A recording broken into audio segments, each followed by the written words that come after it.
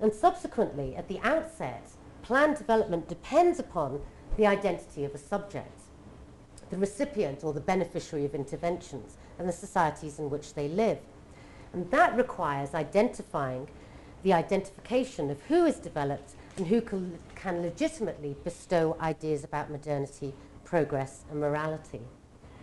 So those dichotomies are also foundational, that dichotomy in the colonial period, are foundational to relations of international aid. Now, by sustaining, for example, the traditional versus modern dichotomy mapped onto third and first worlds respectively, development becomes a racialized project, drawing upon a colonial imaginary when identifying who and what is progressive or backward. And Shaneen puts this process of progress, in inverted commas, he calls it a movement from badness to goodness and from mindlessness to knowledge, and clearly invokes some kind of colonial understanding of different subject peoples. And it's these racialized colonial dichotomies, order, chaos, reason, emotion, that are sustained in a modernizing development. Now, development is framed around a discourse of charity, humanitarianism, and philanthropy. It's very difficult to say that you're anti-development, although there are increasing numbers of us who do argue that we need to think about this thing called development. But that framing of a language around charity and humanitarianism further obfuscates racialized ideas and the reproduction of colonial forms of knowing.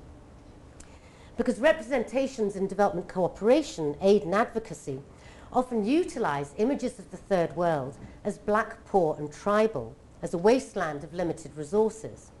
And these reproduce overarching and homogenized racialized spaces that associate, for example, Africa with famine and South Asia with overpopulation.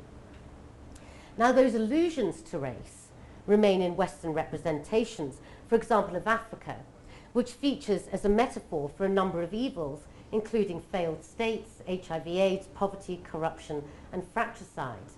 And in the library and the institute where I work, you can see many texts which are called Women in Africa, or Farming in Africa, or Industrialization in Asia. And so these are a homogeneous mass of individual countries with individual histories and societies.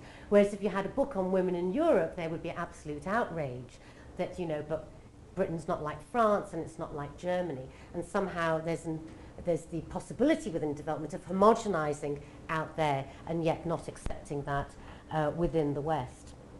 And images further perpetuate racist representations of others as pathetic, emaciated and helpless, ostensibly to optimize fundraising. And there's a lot of work done about that visual representation. Now, by conceiving black populations as conservative and deficient, development interventions can be legitimized and failing projects explained. Much development discourse thus reconfigures unequal power relations between the first and third world, embodying then continuities over time, colonial to after independence, and space from the geographic west to the third world.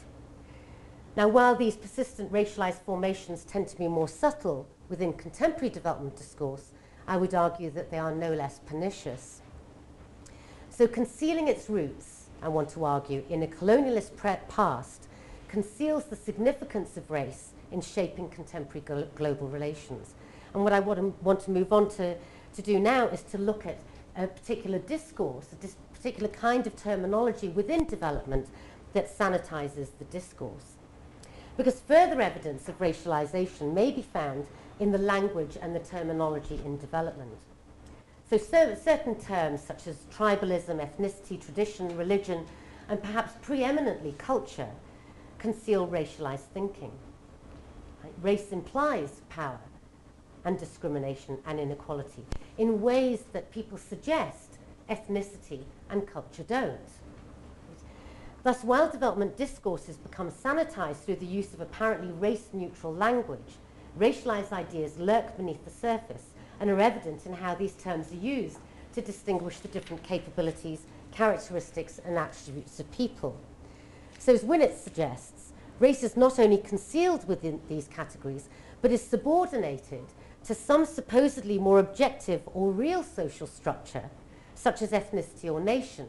So you can talk about, you can hold, you can materialize ethnicity and nation in a way that he argues that you can't about race. And that's why we reduce race to these tangible identities and associations that we can work with in terms of social structures.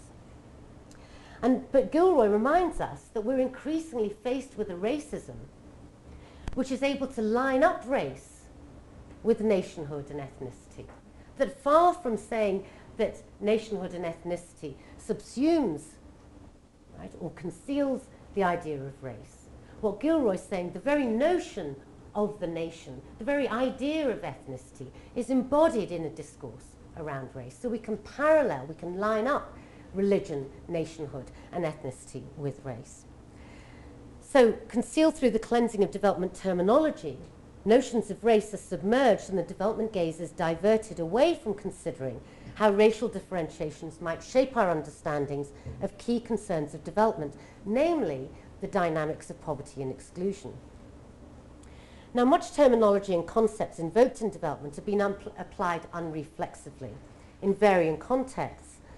So, for example, in development now as a practitioner, that you're valorized not by knowing one country in depth, but by a particular technique. So they say, oh, you're a gender expert, you're a social development expert, you're a participation or natural resource management expert, and you have your toolbox, your gender analytical tools, and you can wander around unproblematically, right, within the so-called third world and apply those tools without thinking of context or history. And that's what's valorized in development now. Now, so those terms such as participation and empowerment, although they certainly mean different things to different people, attempts are made to fix their meanings and into development ideas and techniques that take those words, what Janet Townsend called buzzwords, to all corners of the globe. In this way, development discourse becomes part of a globalized technology of knowledge and power. Now, they depend on circumscribed and racialized ways of seeing that flatten out local complexity. They don't try and reveal the racialized landscape, but they flatten out local complexity and rely on unequal power relations between the so-called North and South to work. And culture, I think, is a very useful concept through which to explore these issues, because, of course, culture is neither synonymous with race nor are identifiable cultural differences simply reformulations of racial distinctions. But cultural difference can signify race, as Malik argues, because cultural identities don't sit outside history.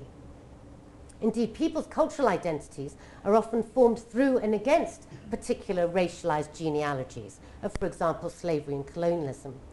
And we shouldn't forget that racial discourses have always also been partly cultural.